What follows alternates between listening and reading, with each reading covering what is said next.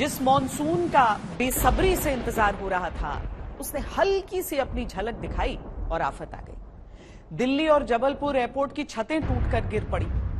पहाड़ी राज्यों में भूस्खलन की खबरें हैं। मैदानी राज्यों में सड़कें नदियों में तब्दील हो गईं। शुरुआती बारिश ने ही तमाम दावों की पोल खोल कर रख दी। हालात इशारा कर रहे हैं कि मॉनसून का मूड इस बार कैसा रहने वाला है।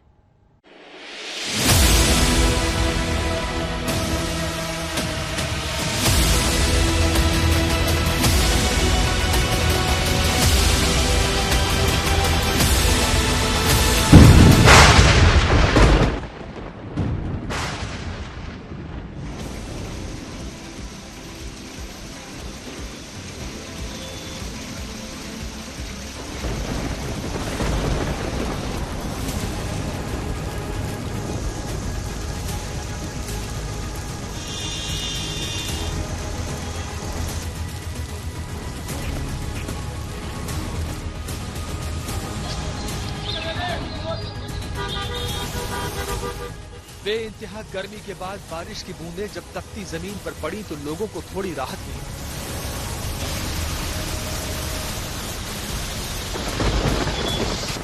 लेकिन कुछ ही पलों में ये राहत आफत में बदल गई।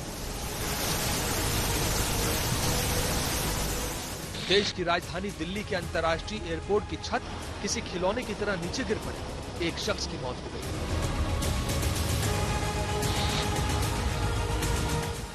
बिल्कुल दिल्ली जैसा हादसा मध्य प्रदेश में भी हुआ।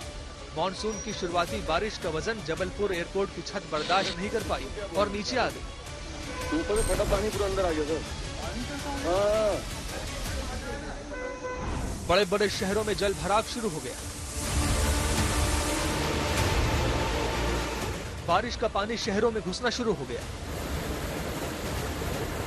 बारिश के कारण अयोध्या में राम जन्मभूमि तक जाने वाला रामपथ पानी में डूब गया।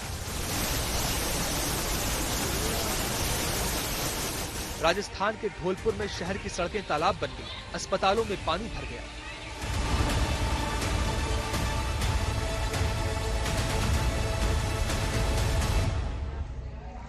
उत्तराखंड के ऋषिकेश और गुजरात के जूनागढ़ में गाड़ियों की लंबी लाइनें लग गई।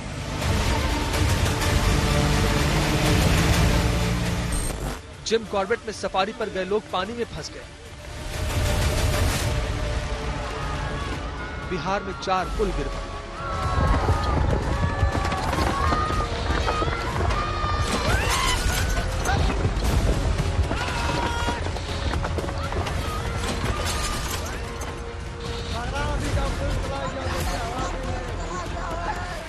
दक्षिण राज्यों से होता हुआ मानसून देश के उत्तरी हिस्सों में अभी पूरी तरह पहुंचा नहीं है। प्री मानसून बारिश की फुहारों ने मौसम खुशनुमा जरूर बना दिया है, लेकिन मानसून की आमद खुशियों की सौगात के साथ साथ परेशानियां भी लेकर आती है।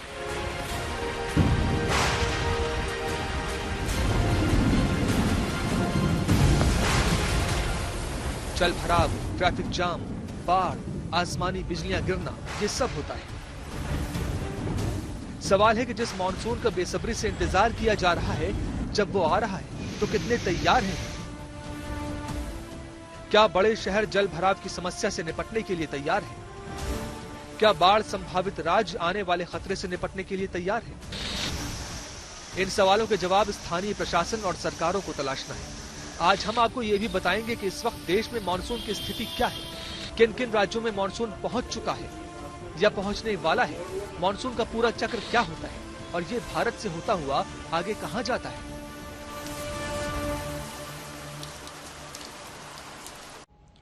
बरसात को लेकर चर्चा ये चलती रही कि बारिश औसत से कम हो रही है, लेकिन जून के जाते जाते एक ही दिन में इतनी भयंकर बरसात हो गई कि 30 दिन का कोटा 24 घंटे में पूरा हो गया। पिछले कुछ सालों में ये ट्रेंड सा बन गया है कि अचानक मूसलाधार बरसात हो जाती है और जो पूरी व्यवस्था है वो चरमरा जाती है।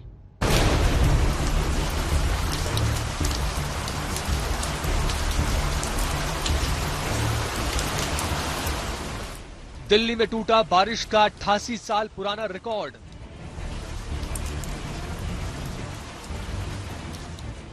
उन्नीस 1936 के बाद पहली बार जून में इतनी बारिश हुई। 24 घंटे में 228.1 मिलीमीटर बारिश हुई।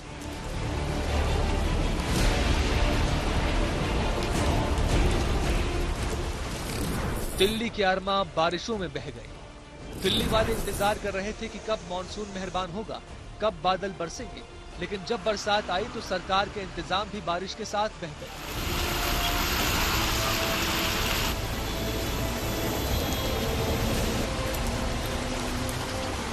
मॉनसून नहीं आया था तो गर्मी ने कहर ढा रखा था। बादल मेहरबान हुए तो इतना हुए कि दिल्ली एयरपोर्ट की छत गिर गई।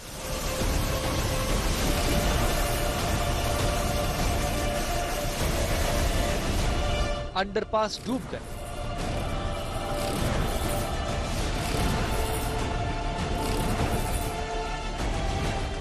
गाड़ियां फंस गईं, लंबे जाम लग गए, लेकिन ये तो अभी शुरुआत है। केजरीवाल साहब ने इतनी अच्छा इसको झीलों का शहर लंदन और पेरिस बना दिया है। 9 बजे से आप फंसे हुए हैं। 11 के आसपास हो गए, मतलब नहीं 12:22 हो गई। 3 घंटे हो गए। 3 घंटे से ऊपर हो गए। ट्रैफिक के अंदर पानी पड़ता है, गाड़ी बंद हो जाती है, सवारी जाती नहीं, पूरे जाम में फंसते हैं। जो है आधा घंटे सफर होता है और 1.5-2 घंटे लग जाते हैं सफर में। पूरा ट्रैफिक जाम हो गया ना। आज सुबह हम लोग भराड़ी से आए, 4 घंटा लग गया इधर आने में। बहुत मुश्किल है इधर। दिल्ली में 1936 के बाद पहली बार जून में इतनी बारिश हुई है। मौसम विभाग के अनुसार 24 घंटे में दिल्ली में 228.1 मिलीमीटर बारिश हुई, जो एक रिकॉर्ड है। इससे पहले जून 1933 में 139.7 मिलीमीटर बारिश हुई थी। 1936 में 235.5 मिलीमीटर, 1981 में 191.6 मिलीमीटर और इस बार 28 जून को 228.1 मिलीमीटर बारिश हुई है।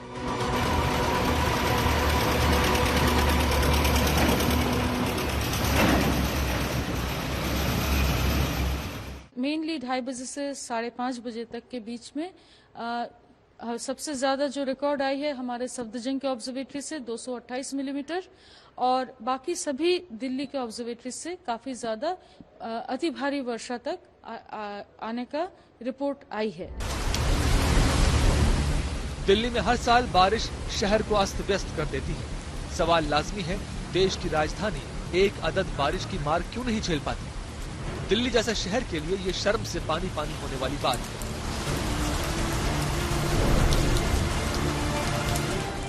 इसे समझने के लिए सबसे पहले दिल्ली के ड्रेनेज सिस्टम को समझना होगा। 1911 में दिल्ली का पहला मास्टर ड्रेनेज प्लान तैयार किया गया था। 1968 में इसकी समीक्षा हुई और 1976 में ड्रेनेज सिस्टम को अपडेट किया गया। उस समय दिल्ली की जनसंख्या थी 60 लाख। अब जनसंख्या 3 करोड़ के करीब है। बढ़ी हुई जनसंख्या के अनुसार ड्रेनेज सिस्टम में कोई बदलाव नहीं किया गया। 2012 में तत्कालीन मुख्यमंत्री शीला दीक्षित ने आईआईटी दिल्ली को काम सौंपा। लगभग 4 वर्षों बाद आईआईटी ने ड्राफ्ट रिपोर्ट तैयार की। 2021 में मास्टर प्लान तैयार हुआ, लेकिन मास्टर प्लान फाइलों में ही रह गया, इम्प्लीमेंट नहीं हुआ। जो ड्रेनेज सिस्टम है वो लो है और उसमें जो समय के साथ, क्योंकि ज्यादातर ड्रेन जो है खासकर लुटियन जेन में ये बनी हुई है ब्रिटिश काल की, और समय के साथ ड्रेनेज सिस्टम में थोड़ा बहुत तो सुधार हुआ, लेकिन उतना सुधार नहीं हुआ कि जितना उसको जो है पॉपुलेशन के हिसाब से होना चाहिए था। दिल्ली के पास अपने को एक्सपेंशन करने का कोई स्कोप नहीं है, लिमिटेड एरिया है, यमुना में ही पानी जाना है, ड्रेन और सारी जगह का पानी यमुना के लिए ही है। तो अल्टीमेटली दिल्ली के पास एक तो दूसरा स्रोत नहीं है कि जहां पर उसको डिवाइड किया जा सके। तीसरी बात यह है कि जो हम पहले बनाते थे पाइपलाइन था सीवर का या जो रेनी वाटर ड्रेन है उससे करते थे, लेकिन अब दिल्ली की पॉपुलेशन 2 करोड़ पार कर चुकी है। ये सब जो तामझाम बना था ये तब बना था 25-27 लाख के पॉपुलेशन के हिसाब से। आज जो है उसको ट्रंक सीवर में कन्वर्ट करना होगा। ड्रेनेज मास्टर प्लान 1976 में बारिश का पानी यमुना में ले जाने वाले 201 बड़े नालों का उल्लेख है। दिल्ली सरकार ने 2014-15 में एनजीटी को बताया था कि 201 बड़े नालों में से 44 लुप्त हो गए हैं। दिल्ली में इस समय लगभग 1200 किलोमीटर लंबे बड़े और 3000 किलोमीटर लंबे छोटे नाले हैं, लेकिन समय पर सफाई किसी की नहीं होती। गाद या सिल्ट की वजह से नाले बंद पड़े हैं। जल जमाव की एक बड़ी वजह अवैध कॉलोनियां भी हैं। दिल्ली में करीब 1777 अवैध कॉलोनियां हैं। अभी भी 778 अनधिकृत कॉलोनियों और 77 गांवों में सीवर लाइन की सुविधा नहीं है। जानकार जल भराव का एक कारण दिल्ली की सड़कों के डिजाइन को भी मानते हैं। कई सड़कों और नालियों के ढलान में भी गड़बड़ी है। स्लिप सड़कों को सही तरीके से डिजाइन नहीं किया गया है। शहरों का जो निर्माण हुआ है उसमें अर्बन प्लानिंग, अर्बन आर्किटेक्चर को कंप्लीटली दरकिनार करके शहरों का निर्माण हुआ है। पानियों के रास्ते में, जैसे हम कहते हैं कि नदी और नाले जहां से बहते थे, उस रास्ते में हमने सड़कों का निर्माण किया है, हमने लीगल और इलीगल कंस्ट्रक्शन किया है। तो मुख्य रूप से अगर हम नदी के स्वाभाविक प्रवाह को रोकेंगे, तो जब ज्यादा प्रवाह होगा, जब हम देख रहे हैं कि एक्सट्रीम वेदर इवेंट होगा, तो बहुत ही एक सामान्य स्थिति है कि शहरों में पानी भरेगा और ये जो अवरोध हम पैदा कर रहे हैं अपने विकास की परिभाषा से, अपने विकास की दौर से, जिसके कारण जो है हर जगह हम देख रहे हैं कि पानी का जमाव हो रहा है। अब बात जवाबदेही की करते हैं। दिल्ली अगर हर साल डूब जाती है तो ये जिम्मेदारी किसकी है? 8,000 करोड़ के बजट का दिल्ली नगर निगम क्या करती है? 5,000 करोड़ के बजट का एनडीएमसी क्या करती है? 76,000 करोड़ के बजट का दिल्ली सरकार क्या करती है? आम आदमी पार्टी की सरकार गायब है, आम आदमी पार्टी के नेता गायब है। ऐसे निकम्मे लोग जो हर साल आने वाली समस्या को उसका भी कोई निदान नहीं निकाल पाते हैं, ऐसे लोगों को अपने पद पे बने रहने का क्या अधिकार है? एनडीएमसी एरिया, जहां पे भारतीय जनता पार्टी और भारत के प्रधानमंत्री की देखरेख में वो एरिया होता है। जो जबलपुर में टर्मिनल गिरा, जो दिल्ली का टर्मिनल 1 गिरा, जहां पे 3 लोगों की जान चली गई, कई लोग घायल हुए, उसके लिए हम जिम्मेदार हैं। ये भारत की राजधानी की हालत है, दुनिया के बड़े बड़े शहरों से जिसकी तुलना की जाती है। 1,78,000 करोड़ इनकम टैक्स देते हैं दिल्ली वाले। 1,05,751 करोड़ कॉर्पोरेट टैक्स देते हैं दिल्ली वाले। 2,137 करोड़ संपत्ति टैक्स चुकाते हैं दिल्ली के लोग। लेकिन कुछ घंटों की बारिश में ही दिल्ली शहर एक विशाल नाले में बदल कर रह जाता है। सैकड़ों कारें फंस जाती हैं, हजारों लोग थम जाते हैं और हमेशा दौड़ने वाली दिल्ली रेंगने लगती है। लेकिन हैरान मत होइए, अभी तो बारिश शुरू हुई है। उत्तर भारत के कई इलाकों के लिए रेड और ऑरेंज अलर्ट जारी किया गया है, यानी आंधी तूफान के साथ भारी बरसात का पूर्वानुमान है। इस बीच आकाशीय बिजली गिरने की भी कई घटनाएं हुई हैं। अगले कुछ दिनों के लिए अतिरिक्त सतर्कता बरतिए। बस कुछ मीटर की दूरी थी। किस्मत अच्छी थी कि बिजली इलाके की सबसे ऊंची जगह गिरती है।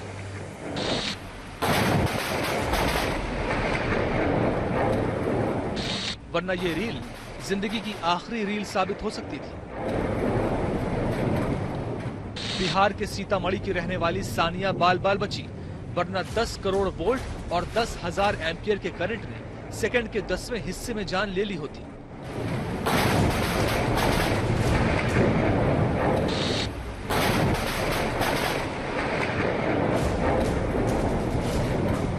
राजस्थान के करौली में बिजली गिरी तो 50 बकरियां मर गईं।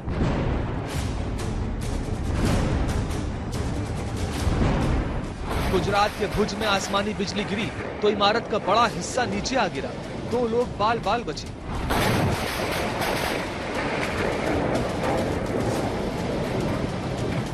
मॉनसून का शुरुआती चरण ही अपने पूरे शबाब पर है। मौसम विभाग ने उत्तर भारत के कई इलाकों में रेड और ऑरेंज अलर्ट जारी किया है।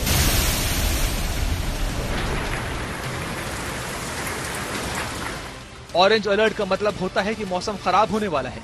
ऐसे में जरा सी भी लापरवाही परेशानी खड़ी कर सकती है।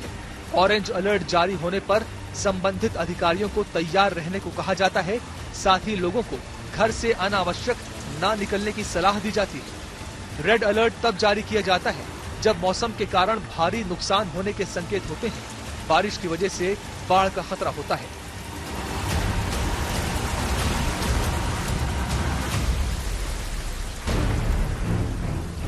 मौसम विभाग के अनुसार पूरे उत्तर भारत में भारी बारिश की आशंका है, खासकर उत्तर प्रदेश के कुछ इलाकों में। दिल्ली में भी मौसम विभाग ने आने वाले कुछ दिनों में भारी बारिश का अनुमान लगाया है।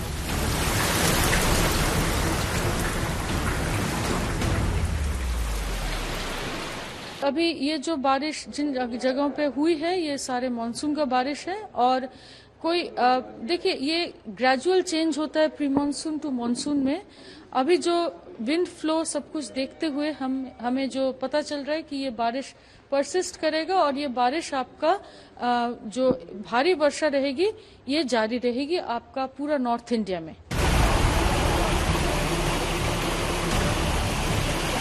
देहरादून समेत पूरे उत्तराखंड में भारी बारिश का ऑरेंज अलर्ट जारी किया गया है। 29 जून और 2 से 3 जुलाई के बीच भारी बारिश की संभावना जताई गई है। खासकर चंपावत और नैनीताल जिलों में अगले 24 घंटों में भारी से बहुत भारी बारिश की संभावना है। इन जिलों में ऑरेंज अलर्ट जारी किया गया है। देहरादून, पौड़ी, बागेश्वर और उधम सिंह नगर जिलों में येलो अलर्ट जारी किया गया है।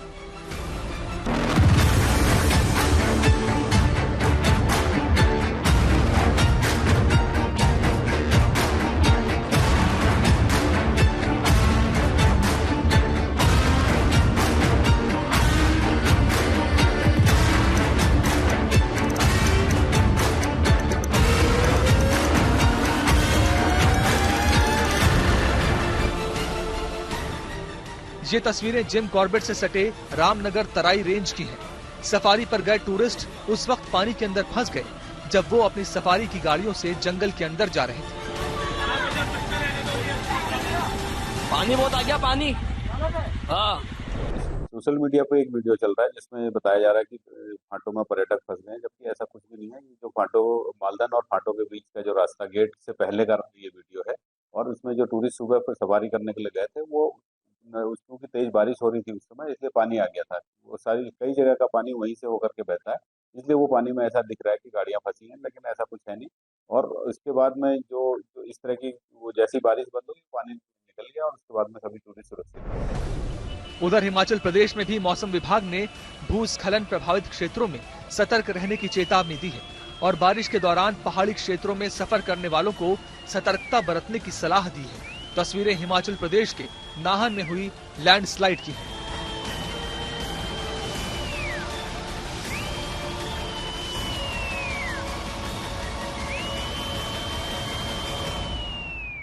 कटिंग इनकी चल रही है। पहले काटा कैसे है, नीचे का देखो ऊपर का सारा आ गया है। कटिंग भी बिल्कुल बेकार की हुई है। अब सारे लोग देखो, इतने सारे लोग परेशान हैं, सारे परेशान हैं।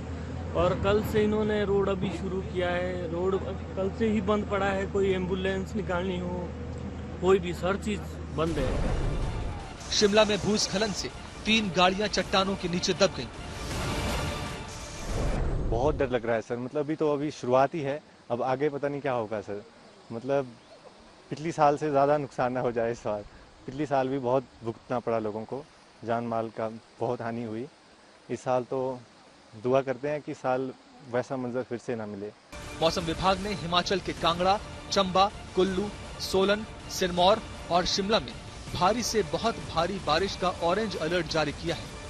1 सप्ताह तक भारी बारिश का क्रम जारी रहेगा।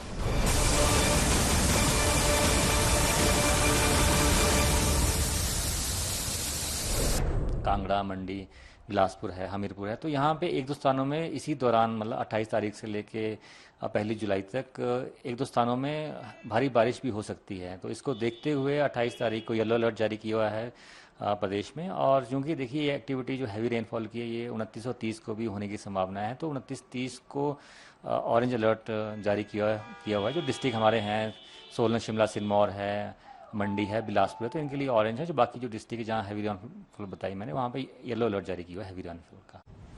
देश में मॉनसून की स्थिति क्या है, किस राज्य में किस तारीख को पहुंचा, कौन से राज्यों में भी पहुंचने वाला है, हम आपको इस मैप के जरिए विस्तार से समझाते हैं। मॉनसून केरल के तटीय क्षेत्रों तक 1 जून 2024 को पहुंच गया। फिर केरल से होते हुए तेलंगाना में मॉनसून 2 जून को प्रवेश कर गया। महाराष्ट्र में मॉनसून ने 7 जून को दस्तक दे दी। गुजरात के पश्चिमी भाग में मॉनसून 10 जून को पहुंचा। दिल्ली में 28 जून को मॉनसून पहुंचने की मौसम विभाग ने पुष्टि कर दी। उत्तर प्रदेश में भी पहले चरण का मॉनसून पहुंच चुका है।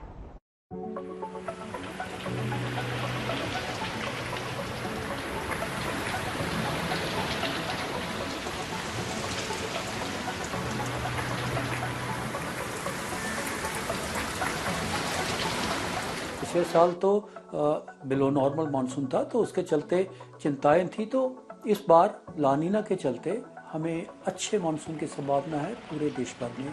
सामान्य का भी एक अच्छा सामान्य होने की संभावना है 102%। एक बहुत ही अच्छा फिगर है मानसून के लिए। कुल मिला के कहें तो डिस्ट्रीब्यूशन भी अच्छा होगा, रेनफॉल भी अच्छा होगा, स्पेशल डिस्ट्रीब्यूशन भी ठीक रहेगा। हाँ, शुरुआती जो दौर है, हमने कहा है अपनी फोरकास्ट में कि जून का महीना अच्छा नहीं रहेगा। पूरे देश में अब मानसून वाली बारिश हो रही है, कहीं कम तो कहीं ज्यादा।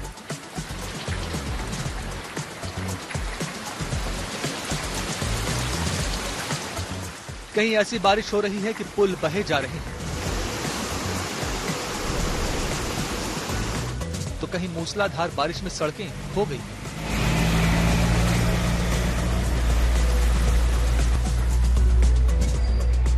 देश भर में जून में अब तक 17% बारिश कम हुई है। जून में नॉर्मल बारिश 141.8 मिलीमीटर होनी चाहिए थी, लेकिन अब तक 117.5 मिलीमीटर बारिश हुई है। मॉनसून सीजन यानी जून से सितंबर तक 86.86 सेंटीमीटर बारिश होनी चाहिए, लेकिन अनुमान यह है कि 106 सेंटीमीटर बारिश होगी। मतलब इस बार सामान्य से ज्यादा बारिश होगी। एक तरफ बारिश की वजह से लोगों को गर्मी और हीट वेव से राहत मिली है, तो दूसरी ओर लोगों को जाम और जल जमाव से जूझना भी पड़ा है।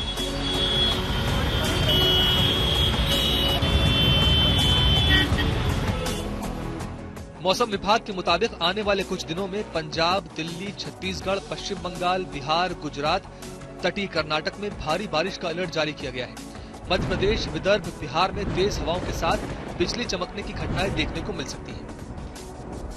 मानसून का जो लाइन जारी है, राजस्थान के ज्यादातर हिस्से, साउथ हरियाणा, दिल्ली, साउथ उत्तर प्रदेश और ईस्ट उत्तर प्रदेश का कुछ और हिस्से, और मेनली आपका बंगाल, बिहार, झारखंड कवर करते हुए नॉर्थ वेस्टर्न हिमालयन स्टेट्स जो है, उत्तराखंड, हिमाचल प्रदेश, जम्मू एंड कश्मीर, इन सभी को कवर कर चुके हैं। उत्तर प्रदेश, मध्य प्रदेश, छत्तीसगढ़, उड़ीसा, इन सभी राज्यों में हमने अति भारी वर्षा का चेतावनी जारी किए हैं। आगे भी हमारा नॉर्थ इंडिया में, जैसा आपका हरियाणा, पंजाब और उत्तर प्रदेश में अति भारी वर्षा का रहने का, यानी 20 सेंटीमीटर तक बारिश होने की पॉसिबिलिटी रहेगी। देश के अलग अलग हिस्सों में बारिश हो रही है, लेकिन वो बारिश कम है या ज्यादा, ये भी जान लीजिए।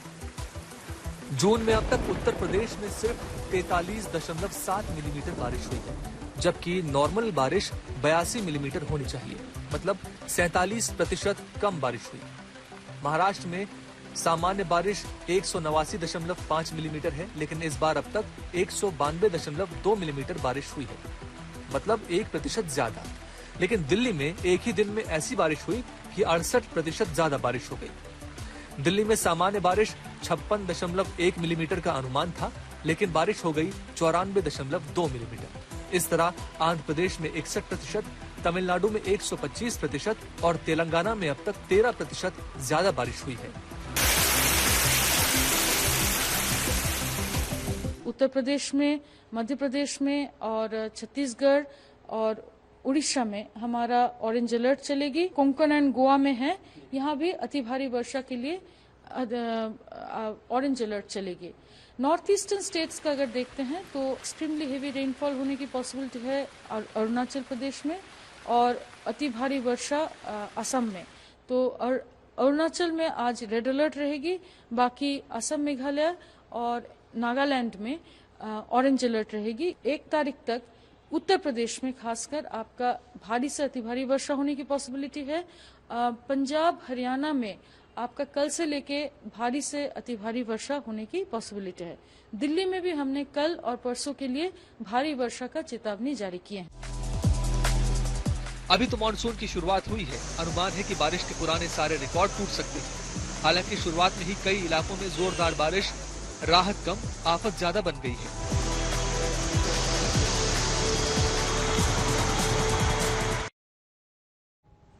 कुछ इलाकों को छोड़ दें तो देश के अधिकतर हिस्सों में अब मानसून पहुंच चुका है, लेकिन क्या ये मानसून गर्मी से निजात दिलाएगा? 72 सालों में पहली बार मई जून में देश में इतनी जबरदस्त गर्मी पड़ी थी। तो इस बार जो पूर्वानुमान है, मौसम विभाग है, उनकी तरफ से मॉनसून को लेकर क्या कहा जा रहा है?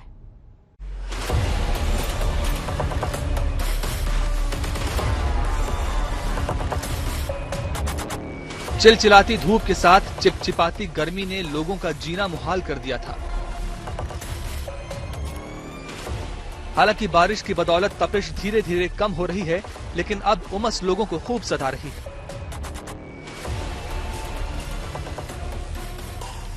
प्रॉब्लम तो बहुत हो रही है यहाँ पे। मतलब जैसे बोलूं कि बाहर से बारिश हो रही है, लेकिन इतना गर्मी हो रहा है, ना घर में बैठ सकते ना बाहर आ सकते। बहुत ही टेंशन होता है। कपड़े नहीं सूख रहे मैम, स्किन डिजीजेज हो रही है, इचिंग हो रही है। जब ह्यूमिडिटी होती है ना, इतनी स्वेटिंग होती है ना कि आप बाहर तो आप शायद घूम ही नहीं सकते, आपको एसी तो चाहिए। बारिश होना is good in Delhi, but humidity की वजह से जो स्वेटिंग होती है and it's not easy for people to work on. मौसम में इतनी गर्मी थी, अगर हल्की सी बारिश पड़ी तो उमस होनी है। जब तक कंटिन्यू कोई बारिश नहीं पड़ेगी, 5-6 घंटे कंटिन्यू पड़ेगी, तो कुछ ठंडक महसूस हो गई। उसका बाद सूरज निकल आता है तो गर्मी लाजमी है, गर्मी उमस पड़ेगी। इस साल भारत में भीषण गर्मी ने 72 सालों का रिकॉर्ड तोड़ा है। इतनी भयंकर गर्मी पिछली बार 1951 में पड़ी थी। दिल्ली 49 डिग्री तक जा पहुंचा था। कुछ दिनों पहले पहाड़ी इलाकों में मैदानी इलाकों जैसा तापमान था। मैदानी इलाके रेगिस्तान जैसे गर्म बने हुए थे। ऐसे में सवाल ये उठता है कि जब कहीं कहीं हल्की और कहीं कहीं तेज बारिश शुरू हो चुकी है, तो क्या अभी गर्मी और पड़ सकती है? हीट वेव्स पूरी तरह निकल चुकी है। नॉर्थ इंडिया जहाँ पर हीट वेव्स ज़्यादा थी, मैक्सिमम टेम्परेचर भी ज़्यादा था, यहाँ 3 से 4 डिग्री का फॉल का एक्सपेक्टेशन है अगले 4 से 5 दिन में। 2022 में 26 जून को मानसून दिल्ली पहुंचा था। 2021 में 30 जून को मानसून ने दिल्ली में दस्तक दी थी। 2024 में 28 जून को मानसून दिल्ली पहुंच चुका है, लेकिन अब उमस से हर कोई परेशान है।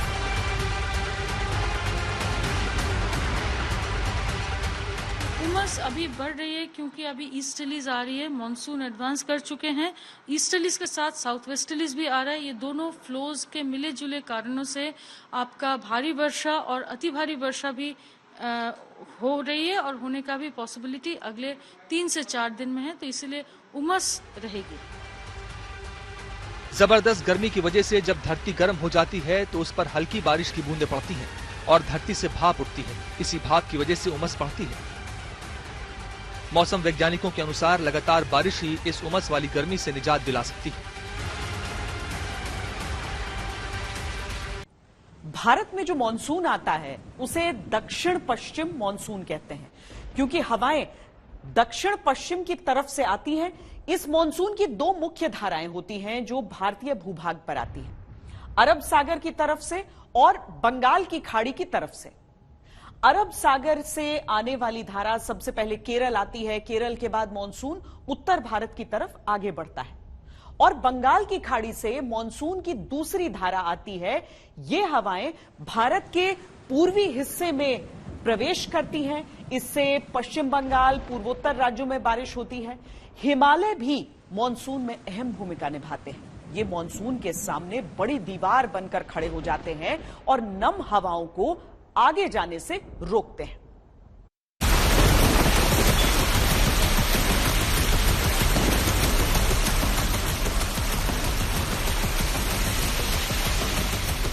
आम बोलचाल की भाषा में भारी वर्षा वाले मौसम को मानसून कहते हैं।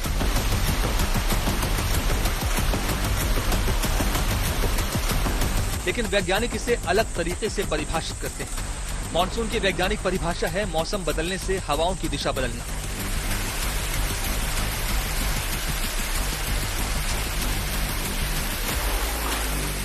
बारिश इन्हीं हवाओं की दिशा बदलने का नतीजा है। भारत के संदर्भ में मानसून हवाओं का एक समूह है जो समंदर से नमी लेकर जमीनी इलाकों की तरफ बढ़ता है। भारत में सबसे पहले मानसून वाली बारिश केरल में होती है, लेकिन सबसे पहले बारिश केरल में क्यों होती है? मानसून का पहला फेज होता है, उसमें दक्षिण से नॉर्थ की तरफ, दक्षिण से उत्तर की तरफ बढ़ता है। जैसे केरल में ऑनसेट होके और देश के जो दक्षिणी भाग है, साउथ पेनिनसुला है, उसके होते हुए पश्चिमी तट के साथ साथ जैसे आप कहें तो मुंबई, सूरत तक ये पहले 10 दिन के अंदर अंदर जून के दिनों में मानसून आगे बढ़ता है। ये पहला फेज है। गर्मी के दिनों में सूर्य उत्तरी गोलार्ध के ऊपर अपना कहर बरपाता है। इससे जमीन बेहद गर्म हो जाती है और पारा लगभग 45 को पार कर जाता है, लेकिन समंदर जमीन के मुकाबले ठंडे रह जाते हैं। जमीन और सागर दोनों जगह का एयर प्रेशर बदलने लगता है। गर्मी और प्रेशर का 36 का आंकड़ा होता है। जहां की हवा ज्यादा गर्म होती है वहां का प्रेशर कम हो जाता है और जहां की हवा ठंडी होती है वहां का प्रेशर ज्यादा होता है। हवा हमेशा ज्यादा प्रेशर से कम प्रेशर की तरफ बहती है, इसलिए समुद्र के ठंडे इलाके से हवा भारत की तरफ बहने लगती है। लेकिन हवा अकेले नहीं आती, वो पानी को भी साथ लाती है। अब चूंकि ये हवाएं भारत के दक्षिण पश्चिम दिशा से आ रही हैं और भारत के सबसे दक्षिण पश्चिम हिस्से पर केरल स्थित है, जहां पश्चिमी घाट की पहाड़ियां हैं जिनसे ये हवाएं टकराती हैं, तो सबसे पहले बारिश केरल में होती है। हालांकि केरल से भी पहले बारिश अंडमान निकोबार में हो जाती है। केरल के तटों से टकराने के बाद ये मानसूनी हवा दो हिस्सों में बंट जाती है। एक हिस्सा पश्चिमी भारत में बारिश करता है, जबकि दूसरा हिस्सा पूर्वी भारत, पूर्वोत्तर और उत्तर भारत में मानसूनी बारिश करता है। मानसून ज्यादातर पश्चिमी उत्तर प्रदेश, दिल्ली, पंजाब, हरियाणा, उत्तरी भारत के जो पहाड़ी क्षेत्र हैं उनमें, राजस्थान का एरिया, और उसमें कुल मिला के कहें तो कुछ इवन मध्य प्रदेश के और गुजरात के भी कुछ भागों में कंबाइंड जो अरबियन सी का ब्रांच और बे ऑफ बंगाल का ब्रांच, बंगाल की खाड़ी का ब्रांच, ये दोनों मिलके देश के पूर्ण जो क्षेत्र है, जो कि लास्ट जो पोस्ट है राजस्थान का। जैसे मानसून समंदर से आबादी वाले इलाके में आता है वैसे ही वापस लौटता है, लेकिन लौटने के दौरान उतनी बारिश नहीं होती जितनी आने पर होती है। हालांकि लौटते हुए भी मानसून खाली हाथ नहीं जाता, भारतीय भूभाग से नमी लेकर जाता है। ये सर्दियों में सूखी हवाओं का कारण बनता है। भारत के अलावा सेंट्रल अमेरिका, ऑस्ट्रेलिया और अफ्रीका में भी मानसून होता है, लेकिन भारत जैसा विराट और उत्सव नहीं होता। देश के मौसम में बदलाव के लिए दो प्राकृतिक प्रक्रियाएं अहम किरदार अदा करती हैं, ला नीना और अल नीनो। भीषण गर्मी पड़ रही हो, हीट वेव हो, बारिश का पैटर्न बिगड़ा हो, एल नीनो और ला नीना ही भारत में ऐसे प्राकृतिक बदलावों के लिए जिम्मेदार होते हैं।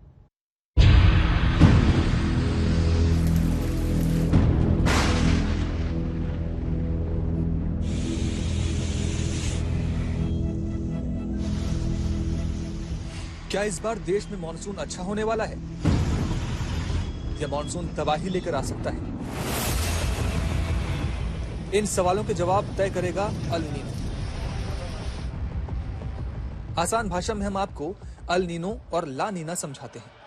अल नीनो के कारण तापमान गर्म होता है और ला नीना के कारण तापमान ठंडा होता है। जब भी तापमान प्रशांत महासागर में, इक्वेटोरियल रीजन में, अगर वो सामान्य से बढ़ जाते हैं तो वो अल नीनो की स्थिति बनाते हैं, और जब वो तापमान सामान्य से कम रहते हैं तो उसके कारण ला नीना, जो कि अल नीनो का उलट है। तो ऐसी स्थिति हमें देखने को मिलती है। इसका टेलीकनेक्शन है इंडियन मानसून के साथ। जब भी अल नीनो की स्थिति बनती है वो मानसून के लिए अच्छा नहीं माना जाता, उसके कारण हमें सूखा भी पड़ता है, ड्राउट कंडीशंस आ जाती हैं। जैसा कि पिछले साल हमने देखा बिलो नॉर्मल मानसून रहा, वो अल नीनो की स्थिति ही थी। उसके उलट जब ला नीना होता है तो ला नीना मानसून के लिए अच्छा गिना जाता है, जो कि इस बार ऐसी संभावनाएं बन रही हैं कि ला नीना बनेगा और उसके कारण मानसून अच्छा रहेगा। अल नीनो प्रशांत महासागर में असामान्य रूप से गर्म पानी की मौजूदगी के कारण होने वाले प्रभाव को कहते हैं। इस दौरान प्रशांत महासागर में सतह का पानी असामान्य रूप से गर्म हो जाता है। पूर्व से पश्चिम की ओर बहने वाली हवाएं कमजोर पड़ती हैं और पश्चिमी प्रशांत क्षेत्र में गर्म सतह वाला पानी भूमध्य रेखा के साथ पूर्व की ओर बढ़ने लगता है। इसकी वजह से तापमान में गर्मी बढ़ जाती है। वहीं दूसरी ओर ला नीना की स्थिति इक्वेटोरियल या भूमध्य रेखीय प्रशांत महासागर क्षेत्र के सतह पर निम्न हवा का दबाव होने पर उत्पन्न होती है। इसकी वजह पूर्व से बहने वाली काफी तेज गति की हवाएं होती हैं। इसका सीधा असर दुनिया भर के तापमान पर होता है और तापमान औसत से अधिक ठंडा हो जाता है। अल नीनो और ला नीना ये बहुत ही फेमस टर्मिनोलॉजी है, और इसका इंडियन सब कॉन्टिनेंट के साउथ वेस्ट मानसून में बहुत ही गहरा असर देखने को मिलता है। और ये हर 2 साल, 3 साल, 4 साल, वैसे कहीं तो 3 से 7 साल में एक बार अल नीनो आता है। ला नीना की स्थिति ज़्यादा बार बनती है अल नीनो के मुकाबले। अभी जैसे लास्ट ईयर हमने अल नीनो का प्रभाव देखा, उससे पिछले 3 साल लगातार ला नीना प्रभाव देखा। पिछले कई सालों का रिकॉर्ड देखें तो अल नीनो ने सीधे तौर पर भारतीय मानसून को प्रभावित किया है। 1951 में अल नीनो सामान्य था तो भारत में सामान्य से 81.3% बारिश हुई। 1953 में अल नीनो कमजोर था तो सामान्य से 110% अधिक बारिश हुई। 1957 में मजबूत अल नीनो पर 97.6% बरसात हुई। 1963 में सामान्य अल नीनो पर भी 97.9% बारिश हुई। 1965 में अल नीनो मजबूत था तो बारिश 81.8% हुई। 1969 में कमजोर अल नीनो पर 100% बारिश हुई। 1997 में मजबूत अल नीनो था पर 102% बारिश हुई। 2002 में सामान्य अल नीनो पर 80.8% बारिश हुई। 2004 में कमजोर अल नीनो पर 86.2% बारिश हुई। 2009 में कमजोर अल नीनो पर 78.2% बारिश हुई। 2015 में मजबूत अल नीनो पर 86.2% बारिश हुई। मानसून कैसा रहने वाला है, ये 2 कुदरती प्रक्रियाएं ही तय करती हैं। उम्मीद यही है कि इस साल मानसून तबाही कम, खुशियां ज्यादा लाए।